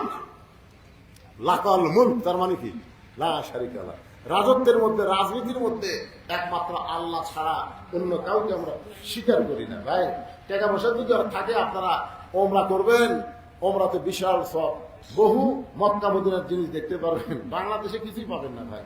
এটা ভাবে সব বাড়ি গাড়ি করে সব, যদি কেউ যাবার চান আমি যাবো ইনশাল্লাহ কুরবানিদের পরে মেহেদি ট্রাভেলসের। এটা আপনাদের এই মহাদেবপুরে ইব্রাহিম সাহেবের সাথে অনেক লোক যাচ্ছে, আপনারা যদি যান তোর সাথে যোগাযোগ করবেন ইনশাল্লাহ। এখন দোয়া করে দেবেন। আল্লাহুম্মা আমিন। আল্লাহুম্মা আনতাস সালাম ওয়া মিনকাস সালাম তাবারাকতা ইয়া যাল জালালি ওয়াল ইকরাম। আয় আল্লাহ তাআলা, কঠিন গরমের ভিতরে তোমার বান্দারা বাড়ি ঘর বাদ দিয়া, ফ্যানের বাতাস বাদ দিয়া এই জান্নাতের বাগানে বসে গুরুত্বপূর্ণ কিছু নসিহত আলোচনা শুনে আমি গুনাহের সঙ্গে রহমতের দরজায় ফকির হয়ে দোকানে হাত তুলেছি। আল্লাহ মেহেরবানি করে আজকের মাহফিল আমাদের সকলের হেদায়েতের জন্য, নাজাতের জন্য, জান্নাতের জন্য কবুল করে নেন। এই মাহফিলের শুরু থেকে শেষ পর্যন্ত যত আলোচনা হয়েছে আল্লাহ, এর মধ্যে যদি ত্রুটি হয়, ভুল হয়, মাফ করে দেন। এর হাদিয়া মঞ্জুর করেন। সোনার মদিনায় নবীর রওজা মোবারক আল্লাহ কবুল করেন। তামাম আম্বিয়ায়ে কেরাম, আসহাবে কেরাম, তাবিঈনে কেরাম, তাবা তাবিঈনে কেরাম, তামাম পৃথিবীর মাটির নিচে যত মুমিন মুমিনাত আছে আল্লাহ সকলের আরওয়াহ এর হাদিয়া কবুল করেন। আল্লাহ যারা মাহফিল আয়োজন করেছে হাজার হাজার টাকা খরচ করে আল্লাহ, তাদের সকলকে মাহফিল ওসিলায় জান্নাতি কবুল করেন। আজকের মাহফিলের সম্মানিত সভাপতি কবুল করেন। প্রধান অতিথি আমার চেয়ারম্যান ভাইকে আল্লাহ আপনি কবুল করেন। বিশেষ অতিথিদের কবুল করেন। মাদ্রাসার সুপার, মাদ্রাসার সহ সুপার, মাদ্রাসার সহকারী শিক্ষক, মাদ্রাসার তালবে ইলম, মাদ্রাসার কর্মচারী, আল্লাহ সকলকে কবুল করেন। পর্দার অন্তরালের মা বোনেরা, আবিদা সালিহা পর্দারি কবুল করেন। গোটা বিশ্বের মুসলমানকে আল্লাহ আপনি রহম করেন। ফিলিস্তিন মুসলমানকে আল্লাহ আপনি হেফাজত করেন। বাইতুল মুকাদ্দাস ফিলিস্তিনকে আল্লাহ আপনি দিয়ে দেন। ইসরায়েলের দখলত্ব থেকে, ইহুদি ষড়যন্ত্র থেকে মুসলমানদের আল্লাহ আপনি হেফাজত করেন। আল্লাহ সারা মাদ্রাসাকে কিয়ামত পর্যন্ত কবুল করে নেন। এই মাদ্রাসার যত সমস্যা আছে আল্লাহ আপনি কুদরতি ভাবে সব সমস্যার সমাধান করে দেন। আল্লাহ এলাকার সমস্ত মানুষকে এই মাদ্রাসায় তাদের ছেলে মেয়েকে দিয়া কোরআন হাদিসের শিক্ষা নিয়ে আলেম করার তৌফিক দিয়ে দেন। আল্লাহ নগদে বাকিতে যারা দান করলো, যাই দান করলো না, এই দানটা জান্নাতের বিনিময়ে কবুল করেন। আল্লাহ গো, আমি গুনাহগার বলে দোয়া ফিরাই দিন না আল্লাহ। আল্লাহ পাপ হচ্ছে আল্লাহ, কঠিন তাপ চলতেছে গোটা বাংলাদেশে। ৭৫ বছরেও নাকি এমন তাপ হয় নাই। আল্লাহ তাপটা তুমি কমায় দাও, এমন বৃষ্টি দিবা যে বৃষ্টি দিলে কৃষকের কোনো ক্ষতি হবে না। রহমতের বৃষ্টি দান করো আল্লাহ। আমরা বৈশাখী বৃষ্টি চাই না, আমরা রহমতের বৃষ্টি চাই। আল্লাহ তুমি দিয়ে দিও। সুবহান রাব্বিকা রাব্বিল ইজ্জাতি আম্মা ইয়াসিফুন ওয়া সালামুন আলাল মুরসালিন ওয়ালহামদুলিল্লাহি রাব্বিল আলামিন। ওয়াজাল আখিরাতি কালিমাতুন ইনদাল মাউত লা ইলাহা ইল্লাল্লাহু মুহাম্মাদুর রাসূলুল্লাহ সাল্লাল্লাহু আলাইহি ওয়াসাল্লাম। আসসালামু আলাইকুম ওয়া রাহমাতুল্লাহি ওয়া বারাকাতুহু।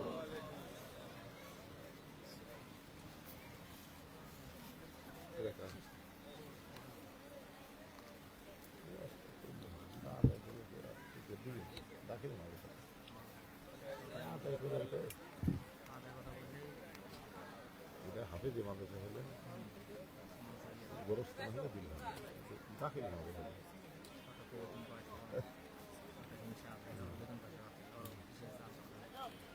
এই জন্য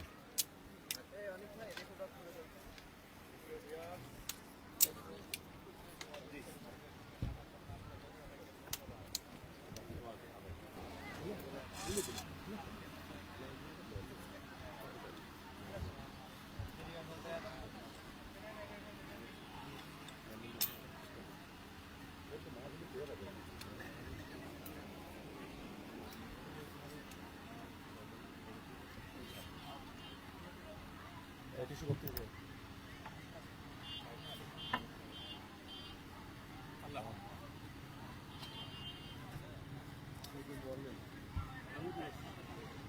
সব নেই ওই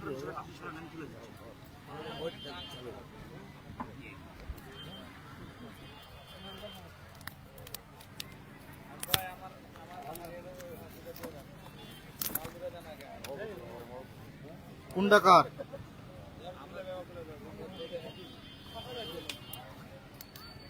ভয় এখন ডাকার সেটা কথা বলছি চিকনডা